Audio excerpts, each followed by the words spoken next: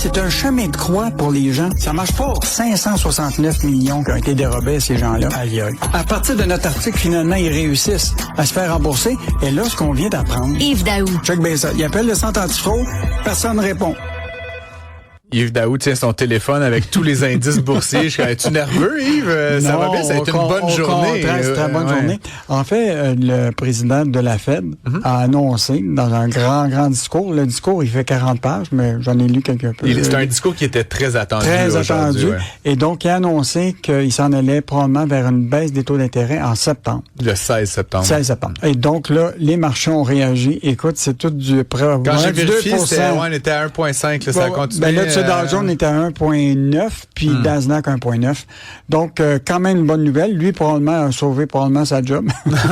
Mais il va être remplacé de façon à la mi-année 2026. Là, donc, mais à court terme, je pense que ce que Donald Trump avait demandé, je pense qu'il c'est ce qui va arriver. Mais après, je veux pas casser du sucre sur d'autres personnes, ni mettre une douche d'eau froide sur les marchés. De toute façon, j'ai un pouvoir assez limité de faire ça.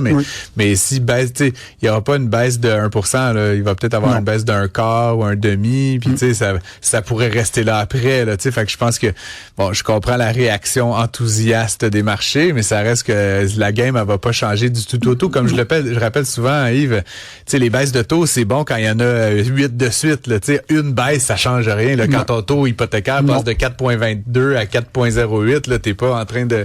Mais ceux qui investissent à la bourse, ils sont bien contents. Absolument. Donc, les marchés sont tous finissent la semaine. Ça faisait 4-5 jours là, que c'était un peu légèrement dans le rouge, mais c'était une semaine un peu perdue là, pour bien les investisseurs. Puis surtout dans les secteurs là, des technologies là, comme les puces, là, Nvidia, là, qui ont vraiment chuté. Palantir qui a chuté de 17%. Donc, c'était du yo-yo pas mal toute la semaine. On a vu Sam Altman, le patron d'OpenAI, dire que c'était peut-être une bulle, tout ça. Puis sachant que la seule chose qui a conduit les marchés boursiers à la hausse depuis 6 mois, c'est pas mal les titres technologiques. Si les titres technologiques sont dans une bulle, puis quand tu penses que le gouvernement va probablement investir 10% pour prendre des actions de 10% d'Intel, tu te sauves. et même, Francis, là, depuis 5 ans, si tu enlèves les 10 compagnies les plus performantes du S&P 500, le S&P 490, là, il y a eu pratiquement aucun gain. Là, donc, c'est vraiment les compagnies technologiques. Il faudrait pas que ça s'avère être une bulle parce que ça terminerait mal. Donc, sinon, moi, personnellement, j'ai vu ça comme une bonne nouvelle, mais j'ai hâte d'avoir ton point de vue. Yves, Mark Carney a annoncé aujourd'hui qu'il levait une grande partie des tarifs, là, des contre-tarifs, dans le fond, là, sur les produits américains. En fait, rappelle-toi que Mark Carney, quand il est rentré en élection, il s'est fait beaucoup élire sur le fait qu'il appelait ça qui était pour lever les coudes de élever. Là, finalement, donc là, il a vraiment décidé, d'abord, il a laissé tomber la taxe sur les services numériques. Il a fait quelques autres reculs. Et là, un grand recul, c'est qu'il annule tous les droits de douane sur les produits américains qui sont conformes à l'accord Canada, États-Unis, Mexique à partir du 1er septembre. Donc, il supprime la surtaxe de 25% sur de nombreux biens de consommation américains, donc du vin aux vêtements. Mais c'est une bonne nouvelle pour les consommateurs. Ben oui. Non, je veux dire, votre jus d'orange... Mais le gouvernement a récolté plus que 3 milliards en contre-tarif. Donc, c'est quand même une très, très bonne nouvelle. Évidemment, il reste la surtaxe de 25% sur l'acier, l'aluminium et les automobiles en provenance des États-Unis qui vont rester en vigueur. Mais c'était drôle, c'était intéressant. Son analogie, c'était il a fait référence au hockey. Et là, il a dit, c'est comme tu sais, dans la première période, ça se bouscule, tu sais, tout ça. Mais après ça, il faut que tu agisses de façon de finesse pour scorer. Moi, la seule chose, c'est que j'espère qu'il n'a pas scoré dans son propre but. Je dirais, comme je te dis, je comprends ce que tu dis, puis j'ai une partie de moi qui est d'accord sur la posture qui est peut-être moins une posture de batailleur, mais de mon point de vue, surtout pour les consommateurs canadiens, j'ai toujours dit, j'ai même écrit un texte là-dessus dans le journal, les contre-tarifs, pour moi, depuis le premier jour, j'ai toujours trouvé que c'était une bêtise, puis c'est les Canadiens qui les payent. Tu sais, comment il s'appelle, le The Food Professor, Sylvain Charlebois, qui dit, tu sais, une partie de l'inflation alimentaire qu'on constate, c'est les contre-tarifs imposés par le Canada. En tout cas, donc pour moi, mais ce qui est intéressant de Carney, c'est une bonne nouvelle pour nous, en tout cas. Mais son raisonnement, c'était que le taux tarifaire moyen actuel des États-Unis sur les marchandises canadiennes serait 5,6%, ce qui demeure le plus bas parmi tous les partenaires commerciaux. Puis il dit que 85% de nos échanges qui sont pas du tout son exemple de tarif. Fait qu'il dit que, bon, c'est un bon recul à son avis. Évidemment, Donald Trump et la Maison-Blanche ont salué. D'abord, la Maison-Blanche a dit « It was a time ». C'était le temps qu'il fasse ça. Ouais. Et évidemment, Donald Trump a dit c'est sympa. C'est sympa. J'ai pas vu sa réaction. Ils se sont parlé, Donald Trump et Mark Carney hier. On n'a pas su évidemment ce qui s'est dit exactement, mais cette décision-là semble aller dans la direction d'une meilleure entente peut-être. Puis là, j'en parlais plus tôt à l'émission, mais c'est aussi en vue de la renégociation de l'entente États-Unis-Canada-Mexique en 2026. Peut-être que finalement, il a parlé beaucoup d'intégration économique, Carney. Peut-être que tranquillement, tu sais, on s'intègre davantage aux États-Unis, puis il n'y a pas de besoin de soulever le fait qu'il va nous annexer.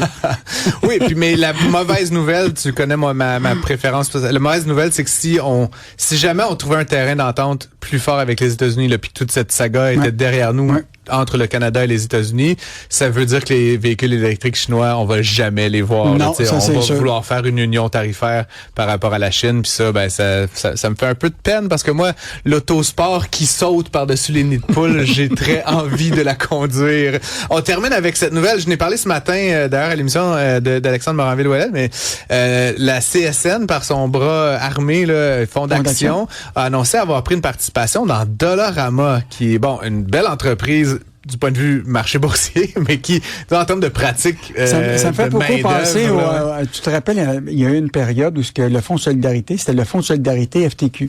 Et tout à coup, le mot FTQ a disparu de leur nom. Et bon, tu sais très bien qu'il y a eu quand même beaucoup d'enjeux par rapport à la FTQ.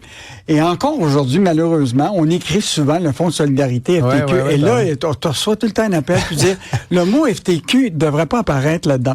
Mais là, le Fonds d'action donc a investi 5,7 millions d'actions dans Dollarama, une entreprise qui est fortement critiquée pour ses conditions de travail. Écoute, il y a eu un rapport de pratiques antisyndicales, particulièrement dans leurs entrepôts. Et donc, évidemment, ils ont des conditions un peu difficiles, des agences de placement dans les entrepôts du détaillant québécois. Beaucoup d'accidents de travail. Exactement. Donc, il y avait eu une étude de l'IRIS qui était parue. Puis en plus, il y avait eu la période des entrepôts d'Amazon aussi, où la CSN avait dénoncé. C'est un peu ironique, non? C'est comme s'ils achetaient des actions d'Amazon, non? Ce qui est surprenant, Francis, c'est que, imagine-toi, la présidente Geneviève Morin du Fonds d'action et la présidente de la CSN, Caroline Samuel, ont toutes refusé les entrevues du journal.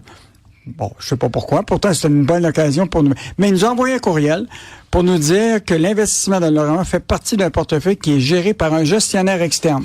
Oups!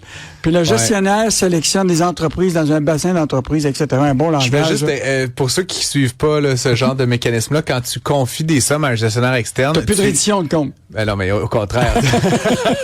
Hey, tu as des règles très claires sur ce qu'ils peuvent faire, comment ils peuvent le faire, les niveaux de risque que tu acceptes. C'est pas, tu donnes pas genre 100 millions à quelqu'un puis tu dis hey, va t'amuser avec ça, tu me le redonneras quand ça t'arrange. Là, c'est très normé. Mais là, ils nous assurent que le placement dans Dollarama respecte la politique de durabilité des investissements du Fonds d'action. Ouais, puis là, encore, c'est ça, Dollarama, entreprise en développement durable. Là, ils vendent genre des millions de tonnes de plastique fait en Chine, mais écoute, je suis quand même un peu sidéré. Ceci dit, il y a un truc qui m'a fait rire par rapport à tout ça, parce que j'ai vu quelques réactions là, depuis ce matin, où on disait notamment, peut-être que finalement la CSN, en fait, Fonds d'action, là, en prenant une prise de participation dans Dollarama, vont pouvoir comme de l'intérieur, tu sais, influencer. Ouais. OK, mais juste pour vous resituer, ils ont acheté 5 millions de dollars d'actions. Je sais que pour monsieur, madame, tout le monde, c'est beaucoup d'argent, mais Dollarama, ça vaut 55 milliards de dollars en bas. Fait qu'ils ont acheté 0,001% des actions en circulation.